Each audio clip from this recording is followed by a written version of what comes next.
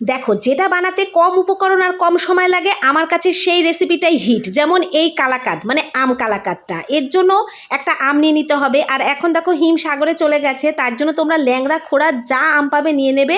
প্রথমে তার জামাটাকে ছাড়িয়ে নেবে, তারপর যেমন খুশি করে টুকরো টুকরো করে কেটে ব্লেন্ডারে দিয়ে দাও। তারপর ব্লেন্ডারে দিয়ে ভালো করে পেস্ট করে নিয়ে একটা কড়াইয়ের মধ্যে ঢেলে নাও। তারপর এতে পরিমাণ মতন চিনি দিয়ে দেবে। তা আমার এখানে শিরা ছিল, আমি সেটাই দিয়ে দিয়েছি, কেন ফেলবো বলো। তারপর ভালো করে মিশিয়ে নিয়েছি। এবার দেখো আমার কাছে ছানা ছিল, যেটাকে আমি জল ঝরিয়ে নিয়েছি। এখানে প্রায় 1 লিটার দুধের ছানা আছে। তারপর সেই ছানাটাকে দিয়ে ভালো করে মিশিয়ে নিয়েছি। দেখো আমার মেশানো হয়ে গেছে, কড়াই থেকে ছানাটা ছেড়ে যাচ্ছে। এমন সময় একটা কন্টেনারের মধ্যে এটাকে দিয়ে দাও। আমি একটা চৌকো কন্টেনার ছিল, তার মধ্যে দিয়ে বেশ কিছুক্ষণ ফ্রিজে রেখে ঠান্ডা করে নিয়েছি। আর ওপর থেকে একটুখানি বাদাম কুচি দিয়ে দিয়েছি। তারপর নিজের মনের মতন করে পিস করে নাও। আর এই আমের সিজন যাওয়ার আগে একবার এটা ট্রাই করে খেয়ে দেখতে পারো, দারুণ হয়েছিল।